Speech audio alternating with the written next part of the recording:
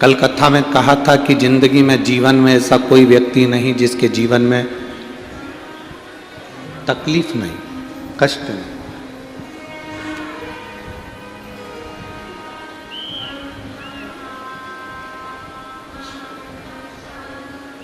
चाहे कहीं का संत हो, साधु हो, गुरु हो, कोई मिनिस्टर हो, कोई मंत्री हो, कोई राजनेता हो, कोई सनातन धर्म को आगे बढ़ाने वाला हो, कोई धर्म की ध्वजा को फहराने वाला हो,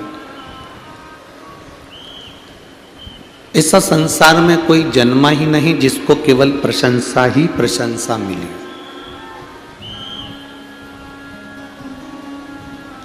केवल प्रशंसा प्रशंसा मिली हो ऐसा कोई नहीं जन्मा। 10 अगर प्रशंसा करने वाले मिलेंगे तो उससे ज्यादा उसकी निंदा करने वाले, उसके लिए अपशब्द कहने वाले। संत तुकाराम जी, संत नामदेव जी, संत ज्ञानेश्वर, संत मुक्ताबाई, रामकृष्ण परमहंस जी, चैतन्य महाप्रभु जी, ये सब जितने भी भारत की भूमि के संत हुए, साधु हुए और जिन्होंने इस राष्ट्र को आगे बढ़ाने का प्रयास किया, वो चाहे वो सत्ताधारी हो, नेता हो, अभिनेता हो, जो उनको भी जाने दो। आप अपनी भी सोचो। आप सोचो कि आपकी प्रशंसा आपकी बहू दिन रात करे तो बहुत मुश्किल है, एक आध ना एक आध बार वो निंदा करे भी कर रही नहीं सकती। आप सोचो कि आपकी सास आपकी हमेशा तारीफ ही तारीफ करे तो एक आध बार वो निंदा करे भी कर रही नहीं सकती।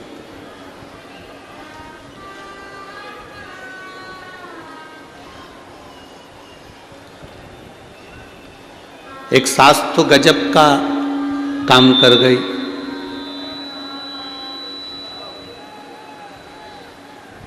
एक सास ने तो पशुपति व्रत करा था भगवान का, उसने पत्र भी लिखा था नोएडा दिल्ली में, आप लोगों ने सुना होगा उस पत्र को। सास ने व्रत करा और व्रत करने पर सास ने भगवान से प्रार्थना करी कि प्रभु मैं आपका व्रत कर रही हूं, कृपा करना। सबकी सास है, सबकी बहू है, सब सास अपनी अपनी बहू की निंदा करती है। मेरे घर में कोई बहू नहीं है, मैं किसकी निंदा करूं,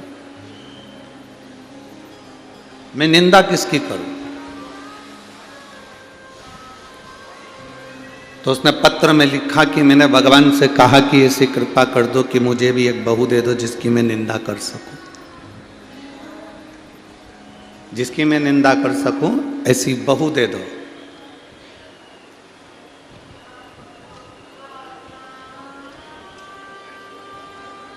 अब प्रशंसा करने वाले एक दिन तुम्हारी निंदा कर सकते हैं, प्रशंसा करने वाले एक दिन तुम्हारी निंदा कर देंगे। प्रेशर बढ़ाओ, प्रेशर। प्रशंसा करने वाले तुम्हारी निंदा एक ना एक दिन कर देंगे।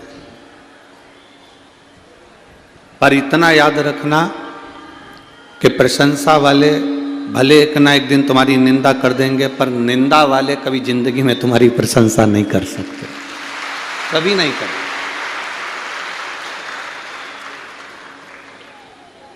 प्रशंसा वाले भले तुम्हारी निंदा एक ना एक दिन कर देंगे, वो बदल सकते हैं, पर निंदा वाले कभी नहीं बदलेंगे। निंदा वाला निंदा करने पर आखिरी तक भी उसके प्राण छूटेंगे, तब तक भी वो निंदा ही करेगा।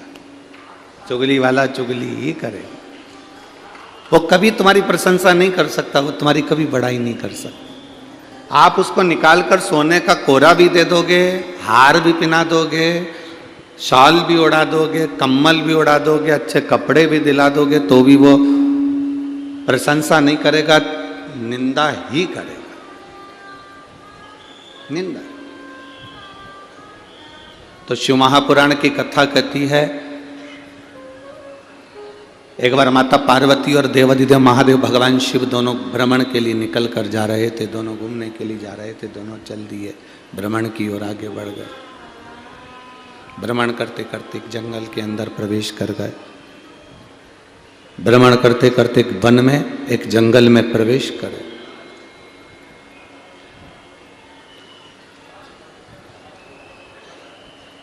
अब उन्होंने जंगल में, वन में प्रवेश किया और जंगल में प्रवेश कर कर, वन में प्रवेश कर कर पार्वती जी ने शिव जी को देखा और देखकर एक निवेदन किया। पीछे के चोंगे उनकी सब आवाज बढ़वा दीजिए। पीछे के जितने चोंगे लगे हैं सबकी आवाज बढ़ाओ, पीछे वालों को आवाज जाना चाहिए।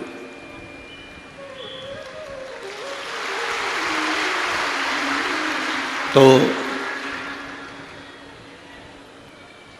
पार्वती जी ने और शिव जी ने भ्रमण करते करते वन में घूमते घूमते जंगल में प्रवेश किया, वन में प्रवेश किया।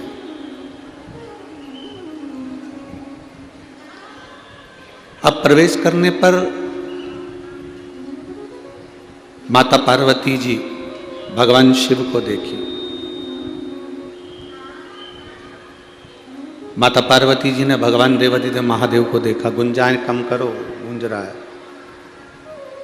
माता पार्वती जी ने शिव जी को देखकर एक प्रार्थना करी, प्रभु ये वृक्ष जो लगा है ये आम का है।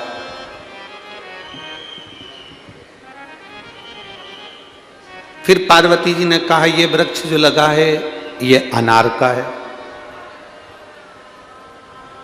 पार्वती जी ने फिर कहा कि ये वृक्ष जो लगा है ये जाम का है। पार्वती जी ने फिर कहा ये वृक्ष आम का है, ये अनार का है, ये जाम का है, ये वृक्ष मौसम्बी का है, ये वृक्ष संतरे का है। ये संतरे का वृक्ष है, ये मौसम्बी का वृक्ष है। ये पार्वती जी बोलती है।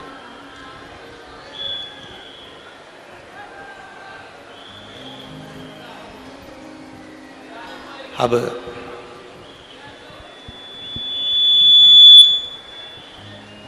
थोड़ी दूर चलने पर माता पार्वती जी को एक बमूल का वृक्ष मिला।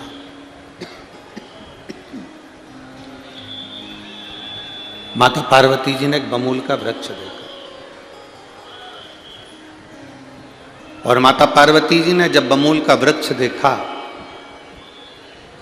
तो उस बमूल के वृक्ष को देखकर माता पार्वती जी स्तुब्ध हो गई। थोड़ी देर खड़ी रही।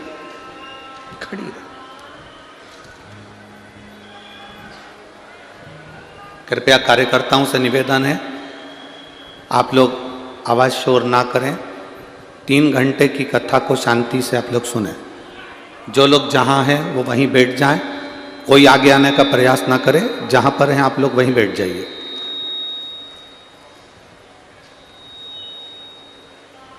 पार्वती जी ने थोड़ी देर बाद बमूल का वृक्ष देखा। बमूल का,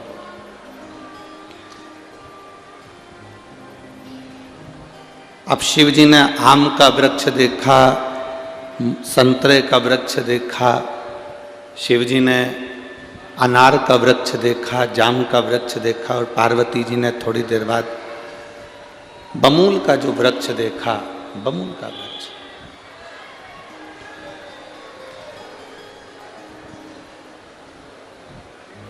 जब बमूल का वृक्ष माता पार्वती जी ने देखा तो शिव जी से देखकर कहा ये बमूल का पौधा, ये वृक्ष देखिए। प्रभु आम के वृक्ष में आम आता है, अनार के वृक्ष में अनार आता है, जाम के वृक्ष में जाम आता है, इमली के वृक्ष में इमली आती है। केवल एक ये बमूल का वृक्ष ऐसा है इसमें कोई फल नहीं आता, इसमें कोई फल नहीं, इसमें कोई फल नहीं। केवल एक बमूल का वृक्ष ऐसा है कि जिसमें फल की कोई प्रतिभा नहीं दिखती,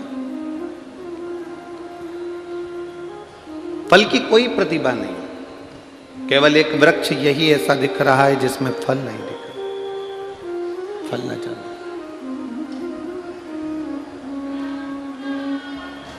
शिव जी ने पार्वती जी से पूछा कि तुम चाहती क्या हो, वो बताओ हमको, तुम क्या चाहती, आप चाहती क्या हो वो हमें बताओ, क्या चाहते। देवादिदेव महादेव ने कहा, बोलो पार्वती आप क्या चाहती हो। पार्वती जी ने कहा, बस मैं इतना चाहती हूं कि जैसे आम के वृक्ष में आम आते हैं तो आम को लोग सम्मान देते हैं, जाम के वृक्ष में जाम आते हैं तो लोग जाम के वृक्ष को सम्मान देते हैं, इमली के वृक्ष में इमली आती है तो इमली को सम्मान देते हैं, संतरे के वृक्ष में संतरा आता है तो संतरे को सम्मान देते हैं। कम से कम इस बमूल के वृक्ष में भी कोई फल आता तो कम से कम इसको भी तो कोई सम्मान मिलता। बहुत ध्यान से सुनना इस प्रसंग को कि देव और महादेव में क्या अंतर है। देव और महादेव में क्या अंतर है, इस प्रसंग को थोड़ा सा ध्यान लगाकर सुनिएगा, बहुत ध्यान लगाकर। बहुत दूर दूर से आप लोग आते हो, 100-100, 200, 500 रुपये खर्च कर कर आते हो, दिन भर इंतजार करते हो कथा का, धूप भी नहीं देखते, उस धूप में भी बैठे रहते हो, तो कथा को 1 सेकंड की भी चूकने मत दो, दिल से सुनकर बाबा से प्रार्थना करके जाओ। 1 सेकंड की भी नहीं, 1 सेकंड की भी वो कथा ना आ जाए। कोई आपको अगर कष्ट दे रहा है, बीच बीच में बार बार उठ रहे हैं, जा रहे हैं, आ रहे हैं, तो उनके पांव पड़ कर कह दो तू बैठ जा, हमको कथा सुन लेने दे, बहुत दूर से आए हैं, तेरा क्या है, तू तो मंडराता रहेगा, आता रहेगा, जाता रहेगा, हमको कथा का रास्ता। देव और महादेव में अंतर कितना है, देव और महादेव क्या कर सकते हैं, वो समझने वाला विषय है। आम के पेड़ में आम लगा इसलिए सम्मान दिया, मौसम्बी के पेड़ में मौसम्बी लगी इसलिए सम्मान मिला, अनार के पेड़ में अनार लगा इसलिए सम्मान मिला, जाम के पेड़ में जाम लगा इसलिए सम्मान मिला, इमली के पेड़ में इमली लगी इसलिए सम्मान मिला। पर ये बमूल का पेड़ जिसमें कांटे ही कांटे हैं और कोई फल नहीं है, कोई फल, ये बमूल का पेड़, इसको तो कोई सम्मान देता ही नहीं। क्या चाहती हो पार्वती? पार्वती जी कहती हैं, क्या बमूल को भी सम्मान मिल सकता है? क्या बमूल को भी आदर मिल सकता है? ये तो कांटे में सराबोर है, कांटों में सना हुआ है, कांटों में रमा हुआ है, क्या इसको आदर मिल जाएगा, सम्मान मिल जाएगा? शिव जी ने कहा, पार्वती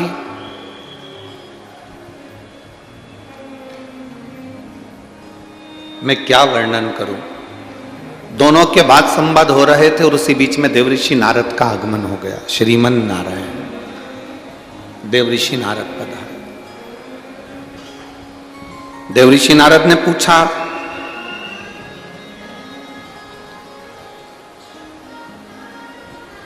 आज देवी और देव में क्या बात हो रही है? पार्वती जी ने कहा कि मैं आम के वृक्ष की बात कर रही थी कि आम को आम के कारण वृक्ष का सम्मान होता है, अनार के कारण अनार का सम्मान वृक्ष का सम्मान होता है, इमली के कारण इमली के वृक्ष का सम्मान होता है, ये बमूल में कोई फल नहीं है। क्या इस बमूल का भी कोई सम्मान हो सकता है? देवऋषि नारद ने कहा, मां, देवी, माता, अगर बंजर भूमि पर भी कोई फूल खिला सकता है, जिसको दुनिया पत्थर मारती हो उसको भी अगर कोई पुजवा सकता है, बंजर भूमि पर भी अगर कोई फूल खिला सकता है, कोई जिसको दुनिया पत्थर मारती हो उसको भी अगर कोई पुजवा सकता है, घोड़े पर भी अगर कोई महल बनवा सकता है, तो वो केवल एक है, नारद जी कहते हैं वो देव अधिदेव महादेव है, उसके सिवा कोई नहीं। शिव कर सकते हैं। शंकर भगवान ने देवऋषि नारद से कहा, नारद तुम कैसी बात करते हो, बमूल के वृक्ष में कोई फल लगेगा क्या, और उस फल को कोई खाएगा क्या? नारद जी कहते हैं, मैं नहीं जानता प्रभु, पर माता चाहती है कि बमूल के वृक्ष को भी आदर मिले, सम्मान मिले, उसके लिए कुछ तो तुम्हें करना पड़ेगा। शिव जी ने कहा, ठीक है देवऋषि नारद, सुनो, आम सीजन में आता है, अनार सीजन में आता है, इमली सीजन में आती है, मैं बमूल के वृक्ष पर मधुमक्खी का छत्ता लगा देता हूं जिसमें शहद 12 महीने रह सकता है।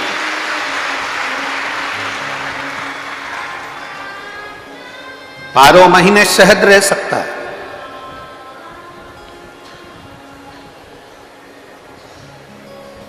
और वो शहद जो फल की कीमत है उससे दुगना महंगा वो शहद की कीमत रहेगी। बंजर में भी फूल खिलाने का सामर्थ्य मेरे देवाधिदेव महादेव में है। दुख की घड़ी में खड़े होकर दुख मिटाने का सामर्थ्य मेरे देवाधिदेव महादेव में है। कष्ट की घड़ी में कष्ट को समाप्त करने का सामर्थ्य मेरे देवाधिदेव महादेव में है। और वो सामर्थ्य जितना देवाधिदेव महादेव में है, वो सामर्थ्य देवाधिदेव महादेव ने आपके एक लोटे जल में दे रखा है कि जल चढ़ाते से तुम्हारा दुख समाप्त हो सकता है। जल चढ़ाते ही तुम्हारा वो दुख मिट सकता है। एक पत्र आया है, बहन जी ने दिया है,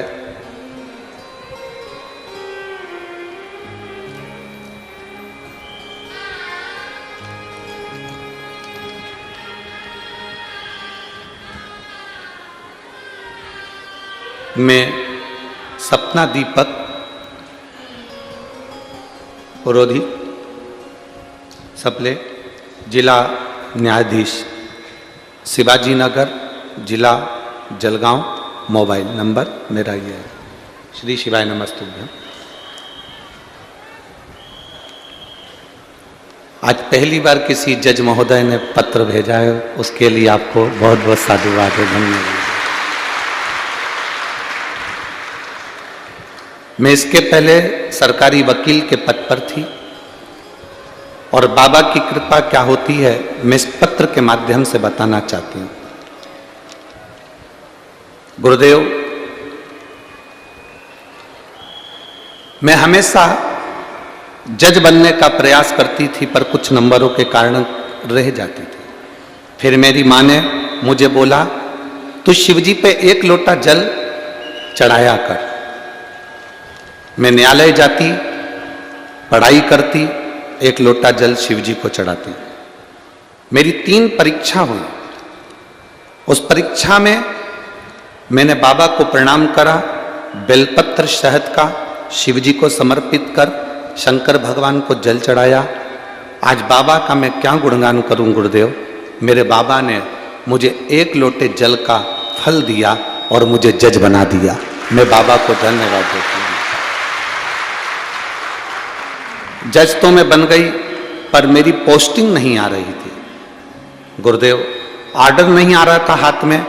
मेरी माँ ने कहा तो चिंता मत कर, पशुपति नाथ के व्रत का स्मरण कर, 1 बेलपत्री पर शहद लगा, बाबा को विनय कर। मेरी माता के कहने पर मैंने वही किया और बाबा की कृपा से आज मैं ज्वाइनिंग ले ली हूँ और बाबा की कृपा से मैं न्यायाधीश के पद पर विराजमान हुई हूँ। बहुत बहुत साधुवाद है। श्री शिवाय नमस्ते। बैठिए बहन। शिव तत्व औघड़ी शंभु शंकर इसी को कहा।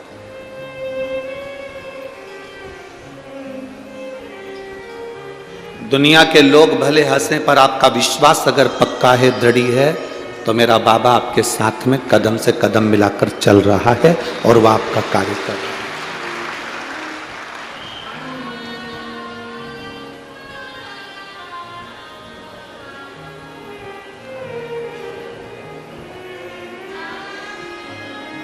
मेरे बाबा दया करना, मैं तेरे भरोसे, भोले बाबा दया करना, मैं तेरे भरोसे ना घर के भरोसे हूँ,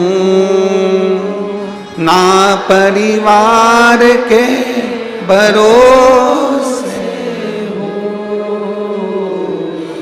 मेरे बाबा दया करना,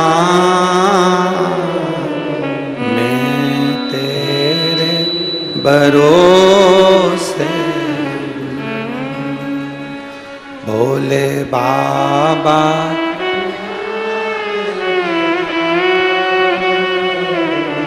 मैं तेरे भरोसे। हम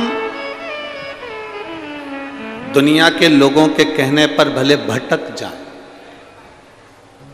हम दुनिया के लोगों के कहने से भले इधर उधर चले जाएं, पर शिव महापुराण की कथा कहती अपना विश्वास टूटना नहीं चाहिए, अपना भरोसा मत टूटने दो। वो बमोल के वृक्ष को भी कीमत वाला बना देता है, शहद का छत्ता लगाकर, भले उसमें फल ना लगे। हम अगर बमूल के वृक्ष जैसे हैं, हम में कोई क्वालिटी नहीं है, मान लो हम बेकार भी हैं, पर कब मेरा शंकर हमारे को शहद का छत्ता लगा दे, कब हमारी कीमत बढ़ा दे, ये उसी के ऊपर निर्भर करता है, किसी दूसरे पर निर्भर नहीं करता। ये उस एक पत्र और आया है,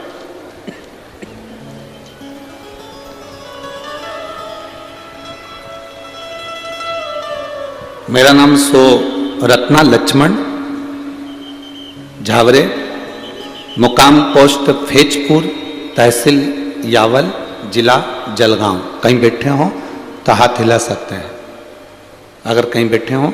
मेरा मोबाइल नंबर ये है, मेरा नाम सो रत्ना लक्ष्मण झावरे, मुकाम पोस्ट फेजपुर, तहसील यावल, जिला जलगांव। मोबाइल नंबर मेरा ये है। गुरुजी, मेरे जैसे गरीब पर मेरे बाबा ने कितनी कृपा करी, मैं क्या वर्णन करूं।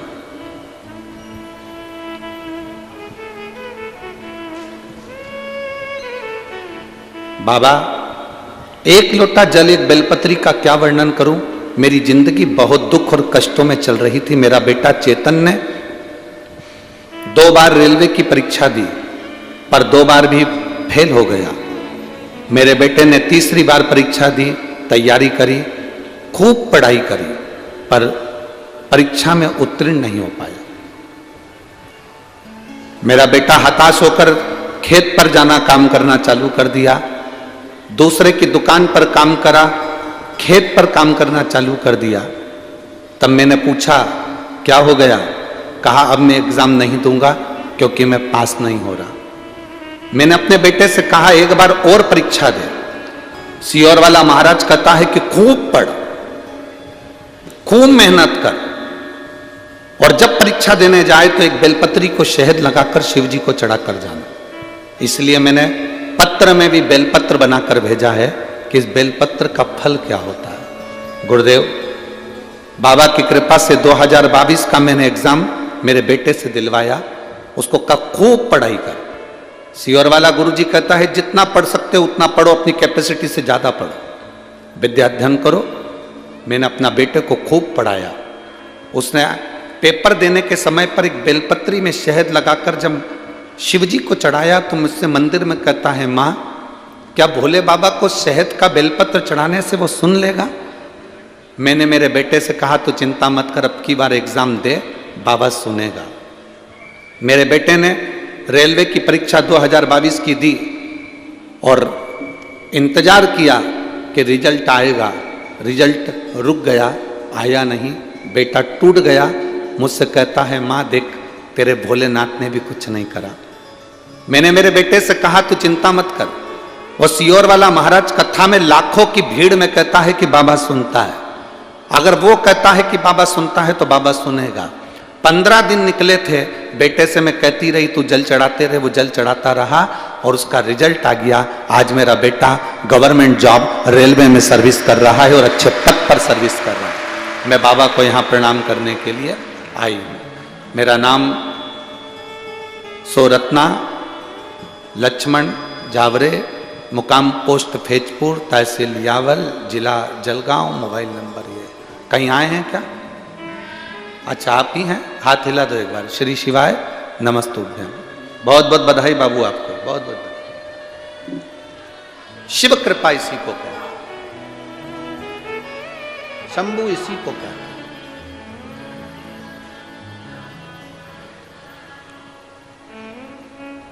भरोसा शिव पर करा तो वो टूटेगा नहीं, ये निश्चित है। हमने आपको एक बार पहले भी कहा कि भरोसा हर किसी पर मत करना। घर के लोगों पर भरोसा करोगे एक बार टूटेगा, रिश्तेदारों पर भरोसा करोगे एक बार टूटेगा, परिवार पर भरोसा करोगे एक बार टूटेगा, कुटुंब कबीले में भरोसा करोगे एक बार टूटेगा, आसपास वालों पर भरोसा करोगे एक बार टूटेगा, पर मेरे शंभू पर किया गया भरोसा कभी जिंदगी में नहीं टूटेगा। वो नहीं टूट सकता, वो टूटेगा ही नहीं। बोल बम का नारा है, जम के बोलो जरा, बोल बम का नारा है, बाबा एक सहारा। ये भरोसे का शब्द है, मतलब हम बाबा के सहारे जी रहे हैं, हम बाबा के भरोसे जी रहे हैं।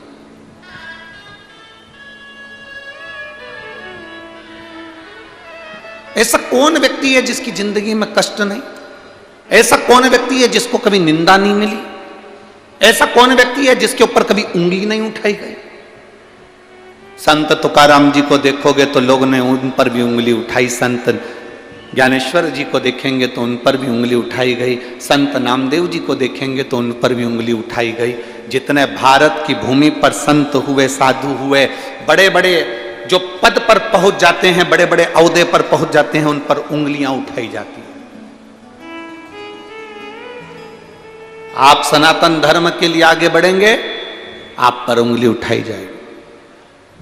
कोई बड़े पद पर बैठकर कोई मंत्री, कोई संतरी, कोई कलंतरी, कोई आमदार, कोई खासदार, कोई महापौर, कोई नगर पालिका का अध्यक्ष हो, महापौर हो, अगर वो कोई शब्द कह दे कि सारी समस्या का हल एक लोटा जल है, या भगवान की भक्ति करो, या सनातन धर्म की बात कह दे, तो बहुत सारे लोग ऐसे हो जाते हैं जो उनके कमेंट्स करना चालू कर देते हैं, उनके पांव खींचना चालू कर देते हैं। तुम क्या इस बात को पक्ष लेते हो? क्या तुम इस बात को जानते हो? तुम तो उनका पक्ष ले रहे हो, तुम तो ऐसा कर रहे हो। एक बात अपनी जिंदगी में याद रखना,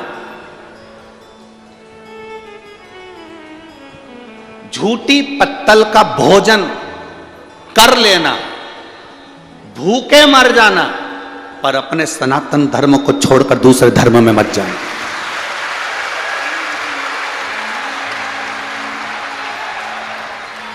झूठी पत्तल का भोजन कर लेना, भूखे मर जाना, पर अपना सनातन धर्म छोड़कर दूसरे धर्म में मत जाना। कोई के हमारे धर्म में आओ, हम तुमको ऐसा कर देंगे, हम तुमको नौकरी दे देंगे, हम तुमको ऐसा बना देंगे, तुम हमारे से जुड़ जाओ, हमारे धर्म में आ जाओ। भूखे रह लेना, 15 दिन खाना मत खाना, पर दूसरे धर्म में मत जाओ, बिल्कुल ना, मत जाओ।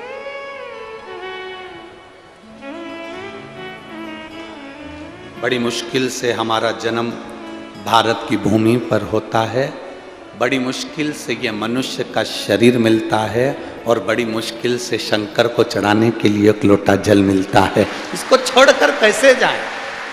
कैसे? अपने धर्म को छोड़कर हम दूसरा धर्म कैसे अपने?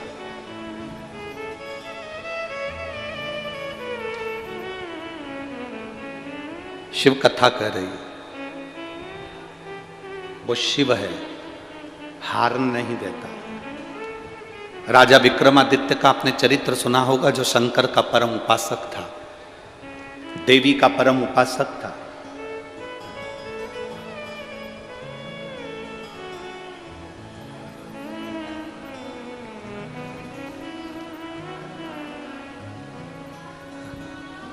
भारत की भूमि का पहला राजा था जिसकी मित्रता देवताओं से थी, राजा विक्रमादित्य।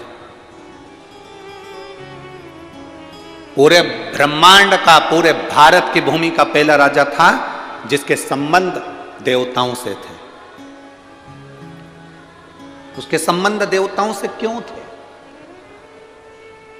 किस लिए? क्योंकि राजा विक्रमादित्य प्रतिदिन शिव जी की आराधना करता था और माता रानी की आराधना करता था। पार्वती जी की भी आराधना कर रहा है और शिव की भी आराधना कर रहा है। जो शिव और शक्ति इन दोनों की आराधना में लग जाता है, उसके संबंध, उसके रिश्तेदार, उसके नातेदार स्वयं देवता खुद बनने के लिए आते हैं और उसको अपना रिश्तेदार बना लेते हैं।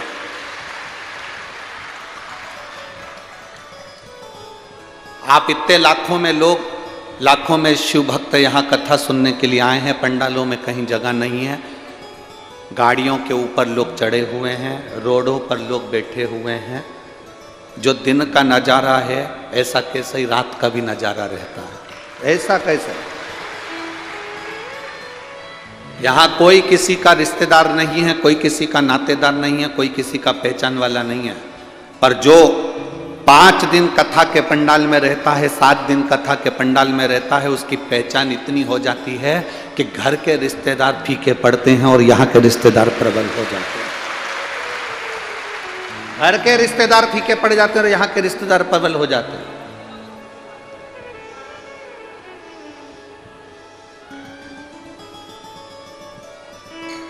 मैं जलगांव के ढोल वालों को,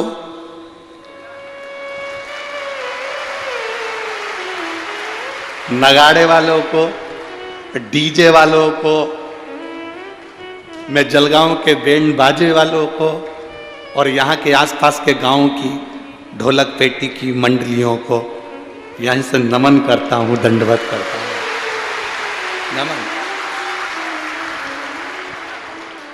क्या दुनिया में किसी की शादी होगी, ऐसा उत्सव रात्रि को देखने को मिलता है जब चारों तरफ डीजे और ढोल और बैंड और भजन और श्री शिवाय नमस्तुभ्यम लब नाच रहे, गा रहे, आनंद कर रहे, एंजॉय कर रहे। धन्यवाद। और उस बीच में लोडिंग में छोटे छोटे जो लोडिंग होते हैं, छोटे छोटे जो ट्रक जैसे होते हैं लोडिंग गाड़ियां, उसमें भरा भरा कर सामान, कोई चाय बना रहा, कोई दूध केसर का, कोई आइसक्रीम, कोई कुछ उस बीच में भरा भरा कर चारों तरफ कहीं कुछ बट रहा, कहीं कुछ बट रहा, ऐसा लग रहा जैसे बाराती आया। और जो जलगांव का व्यक्ति ये नजारा देख नहीं पाया, समझ लेना उसकी किस्मत ही बेकार थी, वो नहीं पहुंचा। किस्मत बेकार, वो 1000 बार जन्म ले लेगा तो नहीं देख पाएगा। इस जलगांव का कितना बड़ा सेठ हो, अगर वो ये नजारा नहीं देखा तो बेकार बेकार।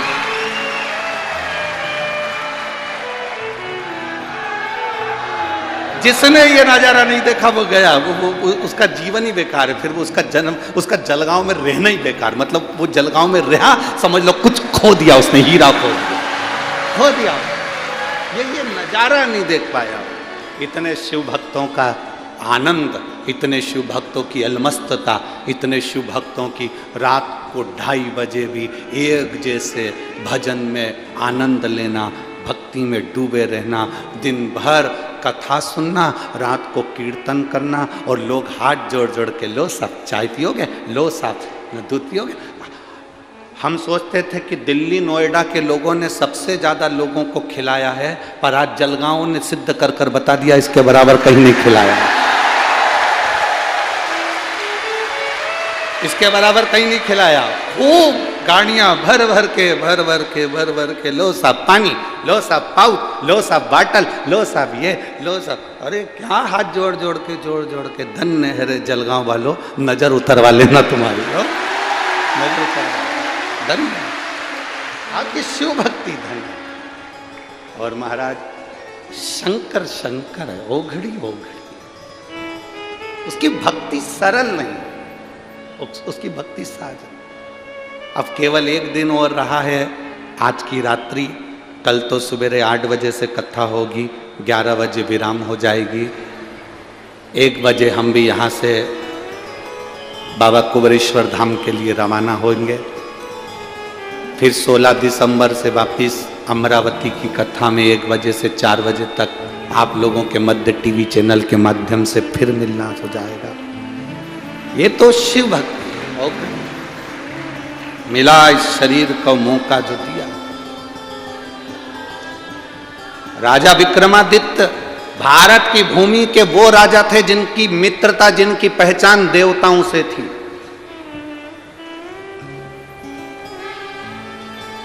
उनकी पहचान कराने वाला कोई दूसरा नहीं था, देव अधिदेव महादेव थे। जो शंकर जी की भक्ति करता है उसकी पहचान दुनिया में हो जाती है। दुनिया में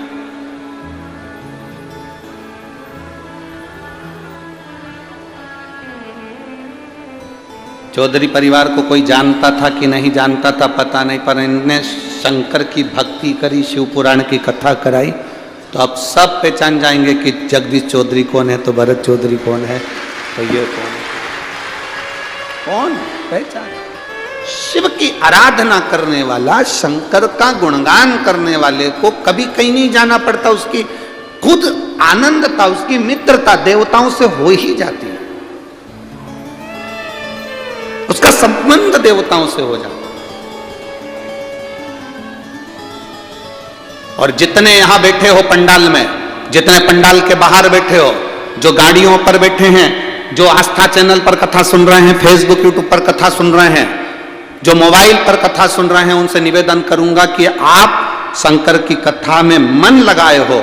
आप चिंता मत करना, आपकी भी पहचान स्वयं देव अधिदेव महादेव से है। आपका रिश्तेदार प्रबल है, आपका रिश्तेदार प्रबल है, वो शिव है, वो घड़ी शंभु है।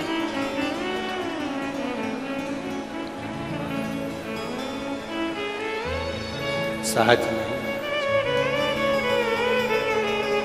शिव महापुराण की कथा कहती है, राजा विक्रमादित्य को इंद्र ने निमंत्रण दिया।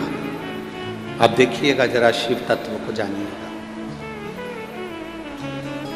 राजा विक्रमादित्य को इंद्र ने निमंत्रण दिया, और राजा विक्रमादित्य को इंद्र ने निमंत्रण देकर कहा कि आप पधारिए। राजा विक्रमादित्य समझ नहीं पाए कि आखिर इंद्र कौन सी चाल चलने वाला, पर विक्रमादित्य का नियम था, शंकर भगवान को 1 लोटा जल चढ़ाकर अशोक सुंदरी के स्थान पर स्पर्श कर कर भगवान के चढ़े हुए जल को अपने वक्ष स्थल पर लगाकर विक्रमादित्य चला जाता था। राजा विक्रमादित्य चले जाते थे। चले राजा विक्रमादित्य, इंद्र लोक में पहुंचे। इंद्र अपने सिंहासन पर बैठा हुआ। इंद्र ने राजा विक्रमादित्य को इसलिए बुलवाया था क्योंकि पूरे देवलोक में राजा विक्रमादित्य की चर्चा हो रही थी। जिस व्यक्ति की बहुत चर्चा होती है ना, उससे मिलने का मन करता है कि एक बार मिलें तो सही, आखिर है क्या।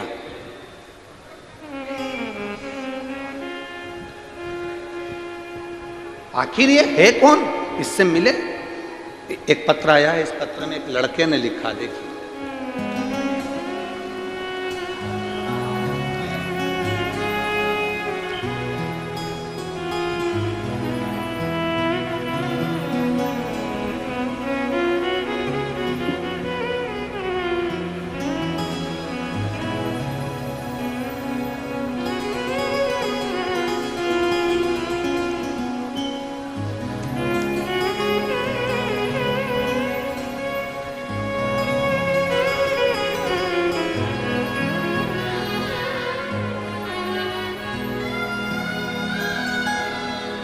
श्री समाधान दौलत शुभ के, रंजना समाधान शुभ के,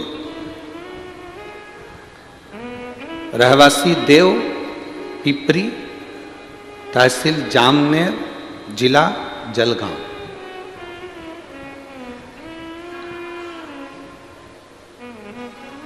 गुरुदेव, मेरा बेटा कभी भगवान पर भरोसा नहीं करता था।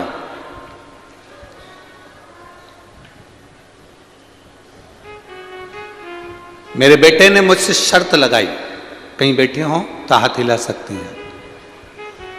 मां 19 वर्ष की मेरी आयु है, क्या मेरी 19 वर्ष की आयु में क्या मेरी सरकारी नौकरी लग सकती है? अगर तू महादेव का पूजन करती है तो मैं भी एक लोटा जल चढ़ाना चालू करता हूं और देखता हूं महादेव क्या मेरी नौकरी लगा सकते हैं। मैं गुरुदेव, मेरे बेटे ने एक लोटा जल केवल मुझसे कंपटीशन करने के लिए और आपके वचन को जानकर जल चढ़ाना प्रारंभ करा और मैं बाबा को यहां धन्यवाद देने के लिए आई हूं। गुरुदेव, बाबा बाबा है। उसने सुना मेरा बेटा 19 साल की आयु में गवर्नमेंट की आर्मी की नौकरी में चला गया और उसकी नौकरी चालू। यह शिव तत्व है। ओ घड़ी शंभु, जो बेटा कह रहा है कि शिव 19 वर्ष की आयु में सरकारी नौकरी दे सकता है,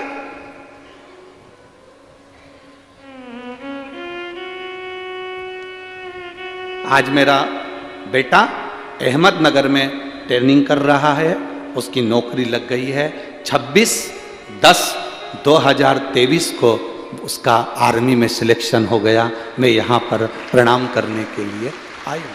शिव तत्व है ये। ओघड़ी शंभु त्रिकालदर्शी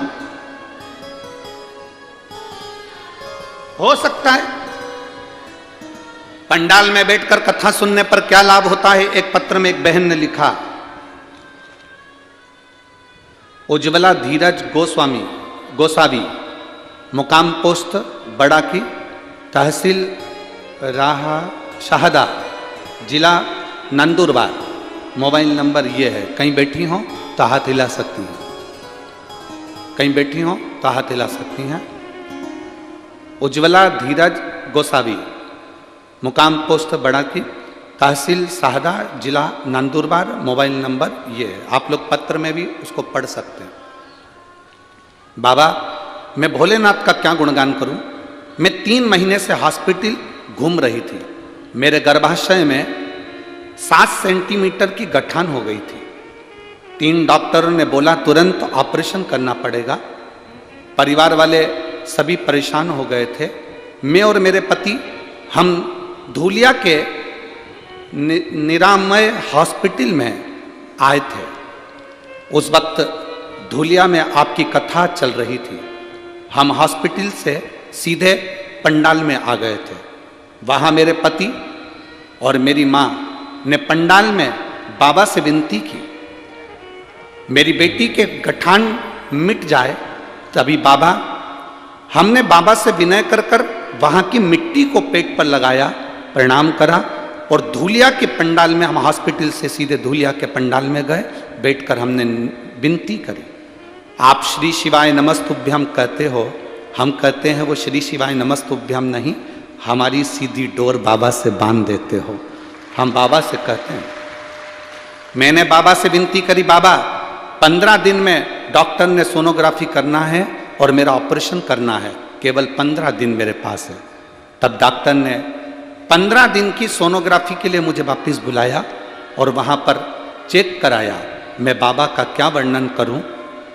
जब सोनोग्राफी कराई तो मालूम पड़ा कि पेट में गठान नहीं थी, गल चुकी थी। डॉक्टर ने हमें तुरंत कहा कि 100 में से ऐसा केस पहला आया है कि जिसकी गठान इतनी जल्दी गल गई। तभी मेरी माँ ने संकल्प लिया था कि जहाँ कथा होगी गठान गलने के बाद मैं वहाँ पहुँचूंगी। हम बाबा के पंडाल में जलगांव में यहाँ बाबा को प्रणाम करने के लिए आए हैं, क्योंकि हमारी पेट की जो गठान थी वो गल गई। शिव तत्व किसको कहते हैं? ओघड़ी किसको कहते हैं? शंभु किसको कहते हैं?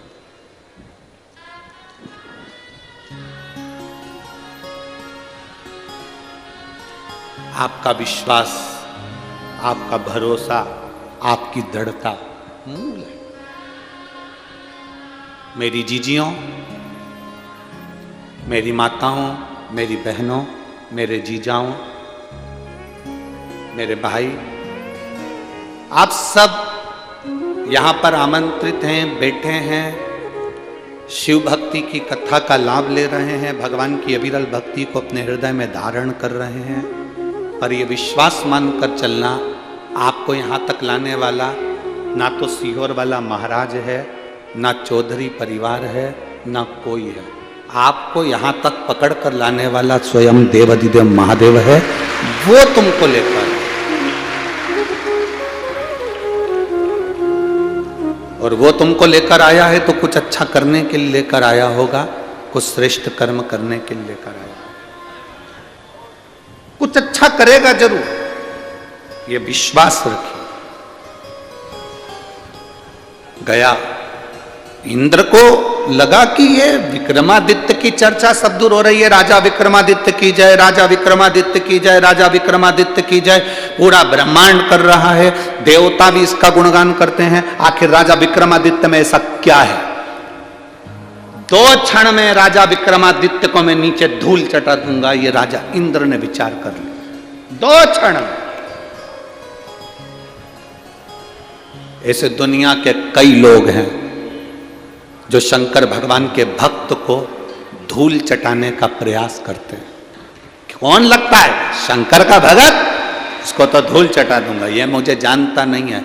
आप लोगों से केवल एक निवेदन है, जब आप 1 लोटा जल लेकर शिव जी के मंदिर में जाते रहो, शंकर का गुणगान गाते रहो, श्री शिवाय नमस्तुभ्यम बोलते रहो। मेरे बाबा के आप इतने करीब में रहोगे कि दुख तुम पर आएगा और आंख में आंसू मेरे बाबा के आएंगे तुम्हारे दुख को देख,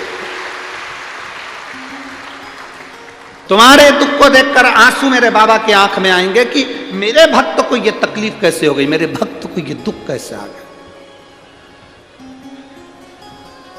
ये तकलीफ मेरे भक्त को।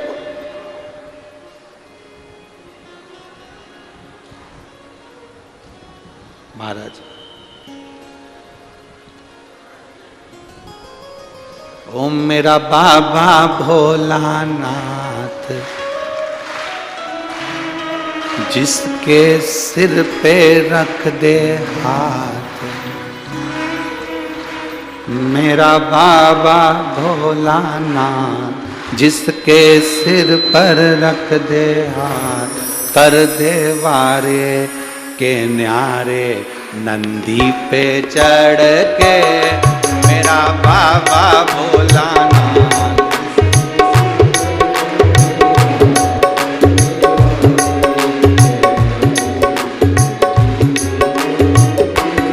मेरा बाबा भोलानाथ, जिसके सिर पे रख दे हाथ, कर दे वारे के न्यारे नंदी पे चढ़ के, मेरा बाबा भोलानाथ।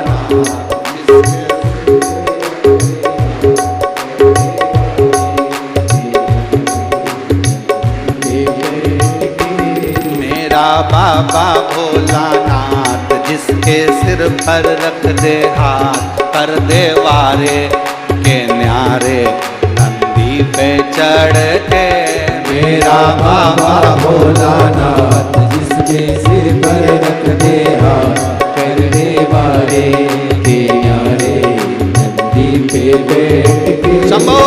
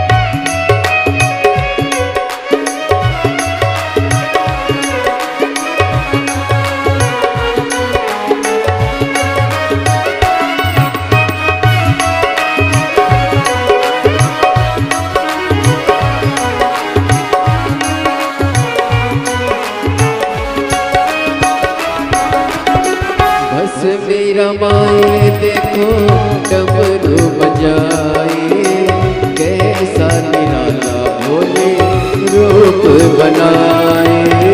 बस मीरा माए देखो डमरू बजाए, कैसा निराला भोले रूप बनाए।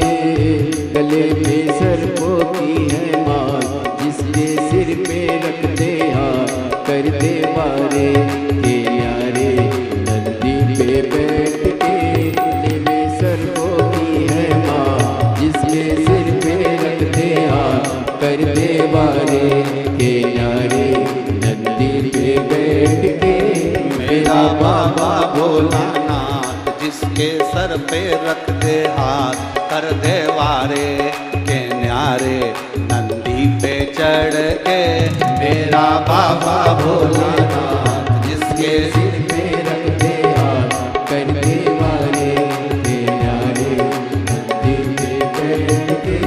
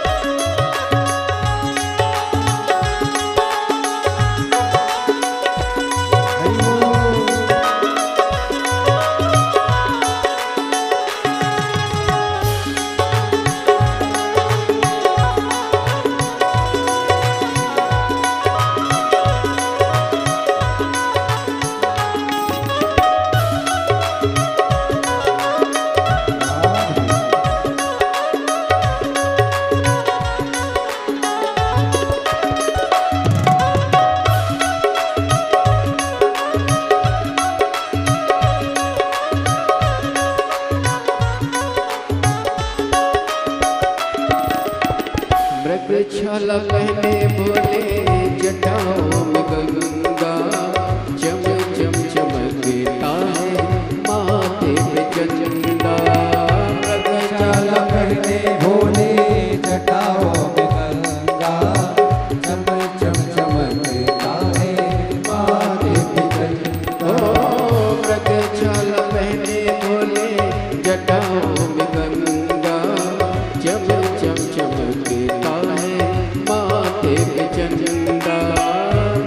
छाला पहने भोले जटाओं में गंगा, चम चम चमकता है माथे पे चंदा।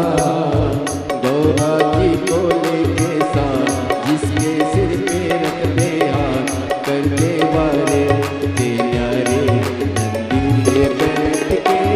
मेरा बाबा भोलानाथ जिसके सिर पर रख दे हाथ कर दे वारे के न्यारे नंदी पे चढ़ के। मेरा बाबा भोलानाथ जिसके सिर पे रख दे हाथ करते वारे के न्यारे नंदी पे बैठ के।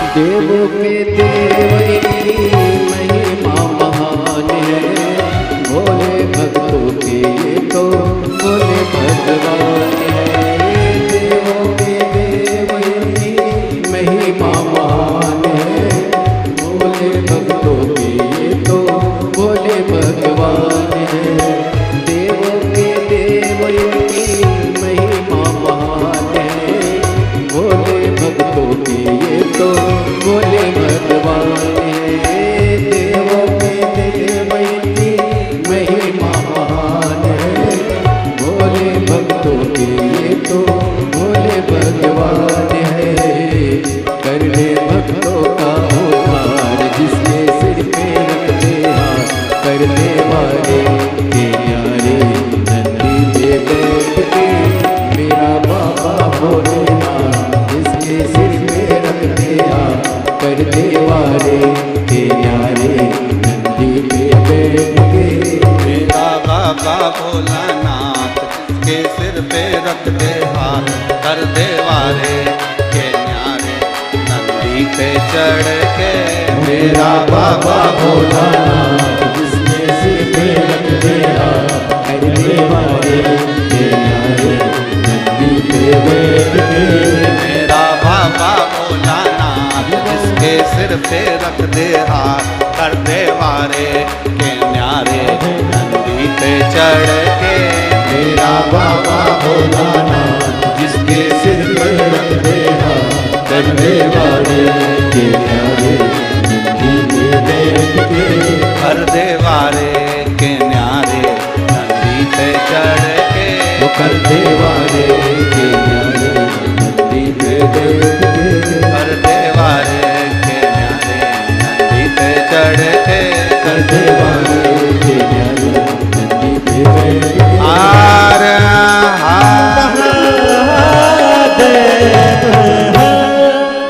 अपने स्थान पर बैठकर भगवान देवाधिदेव महादेव से अपने हृदय की बात बड़े भावों के साथ दिल से प्रार्थना करिए।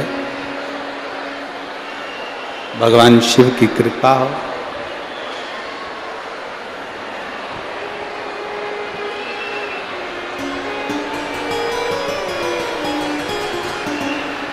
भगवान देवाधिदेव महादेव की करुणा हो, उसकी उदारता हो। जहाँ जगह मिले वहाँ दिल से बैठकर बाबा से प्रार्थना करिएगा। जहाँ जगह मिल जाए वहाँ बैठो। कार्यकर्ता भी बैठकर प्रार्थना करना, क्योंकि ये मौका बार बार नहीं आएगा। जहाँ जगह मिलते जाए वहाँ बैठकर भगवान शिव से अपने मन की बात बड़े भाव के साथ में बोलना है आपको भी हमारे, और दिल से प्रार्थना करना है। आपकी आवाज हमारे तक पहुंचे, ऐसा स्वर आपका है।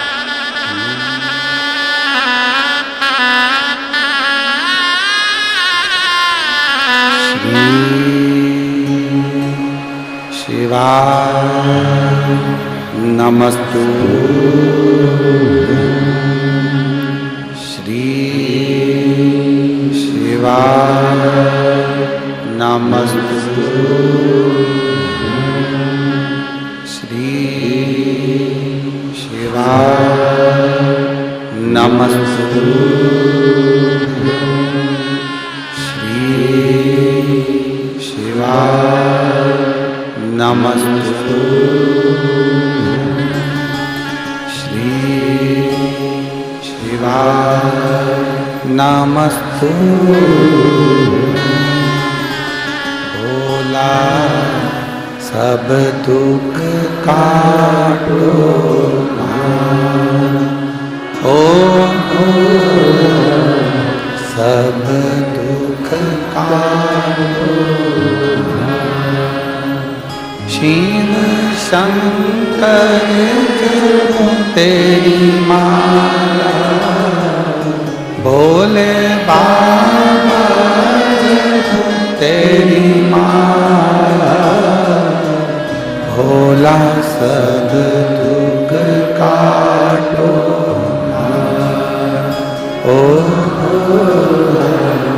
सब दुख काटो। वेश मंगलकारी, वेश मंगलकारी। शमशान वासी हमारा, शमशान वासी ओ सब दुख काटो ओ सब दुख काटो।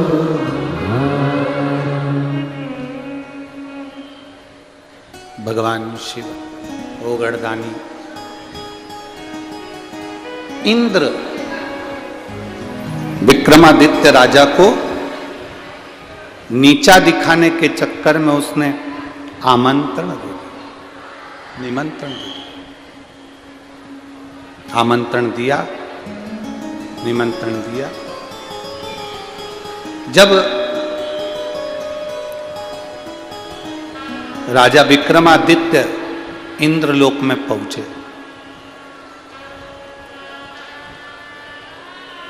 जब राजा विक्रमादित्य इंद्रलोक में पहुंचे